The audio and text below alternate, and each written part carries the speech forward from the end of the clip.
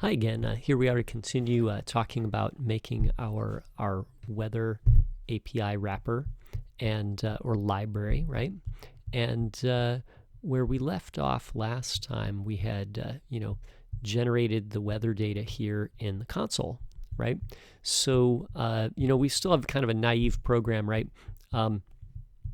Essentially we've got this function in a file here, but it just logs the data to the console. We kind of have a problem because we want to get the weather data out of here and maybe use it in this web page, right? Or in this program. So we're using this function to do some work, but we need to, get some data or some information out of here and back into this file, right? So let's imagine like we had an H1 up here and we wanted to put the temperature in here, right? Let's give this a class name or an ID name, right? So we can access it, right? I'll say temp, right? And then maybe in here we'll say, const,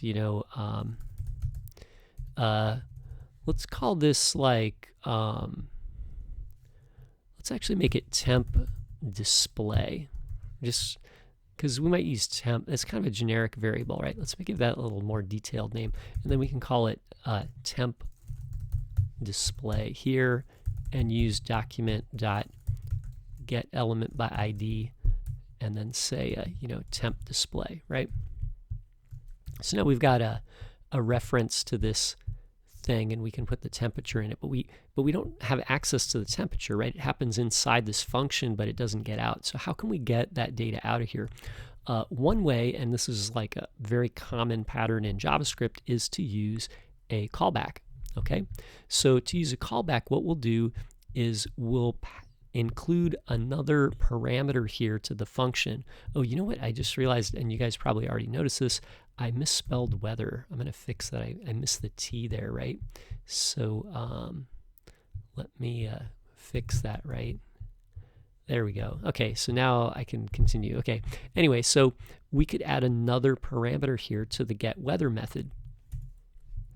So what I'll do is on the end here, I'll put a comma, and I'll make it, actually let's call it success, right? So that's a success function, right? So if this works correctly, we'll call success, or actually we could call it callback, I guess.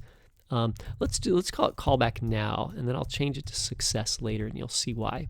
So I'll put callback here. So imagine this is a function, and then down here, I'm gonna call it when my fetch request succeeds, right? So we call fetch, we start streaming some JSON. When the JSON is ready, we should be inside this block right here. And what I want to do is I want to call this function, but just calling this still doesn't move data from this file into the other file. So what we'll do is we'll take the JSON data and we will pass it into this function as a parameter, right? So now where is this function defined, right? So we're calling on the function, but it needs to be defined somewhere, right? And when we define it, we'll have to include this parameter, right? So let's go back to our main page, and remember we're calling the getWeather method, and let me see here. I guess VS Code doesn't want to code hint me there. Maybe if I put a comma here. But anyway, our function is going to take 3 parameters. So it's going to be zip code, API key, and then our callback goes here.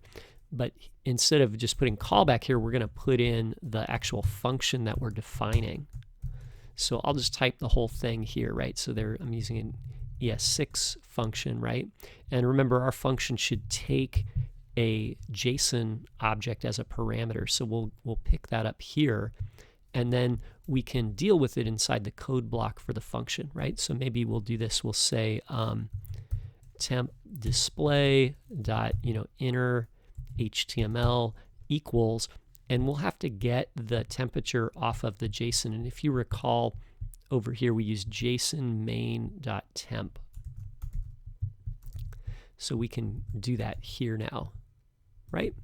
And that should be pretty good. Let's give it a try, right? So I'll refresh this, and then it says 287.29. So that seems to be working, right? We got the temperature here. We're displaying it on the web page.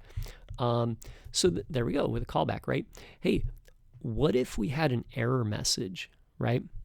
So currently this callback is when, you know, we successfully connect with the server and then their operation works successfully. But if there was an error message in our fetch request, then we might end up down here in catch, right?